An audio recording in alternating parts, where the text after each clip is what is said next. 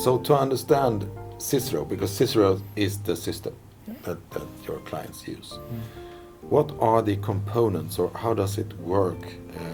I suppose it's not just a staff or an AI or other software. They work together, right? Yeah. So what we do, there's a huge cycle where we have, for example, take one document, one environmental document having a lot of data, environmental data. So what this document, what we do with this is that we send it up to a software, and when doing that, we make sure that this doesn't exist in the software already, that it's not already sent up to this what we call Cortex.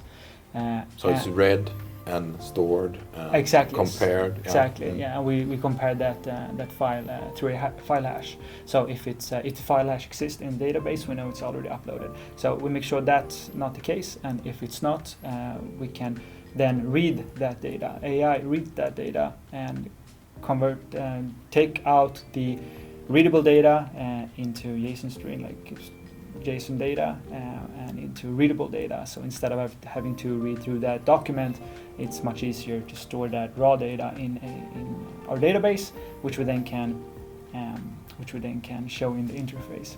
So we have uploaded a bunch of documents which we use and which we can give access to the user.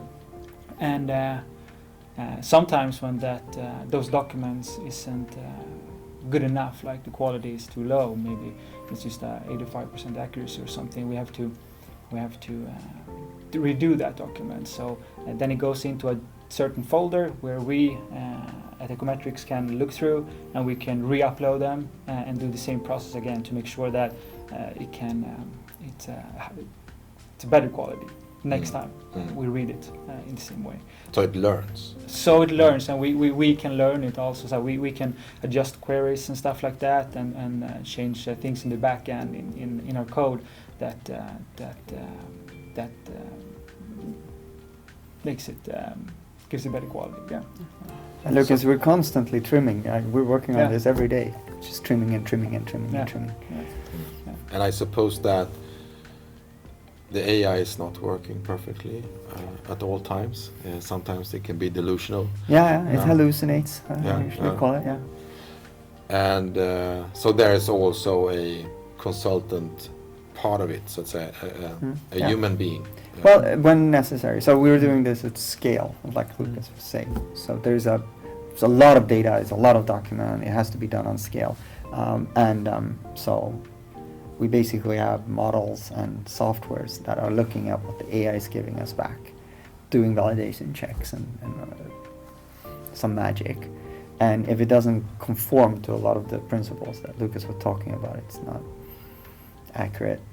We think it might not be accurate for one or other reason.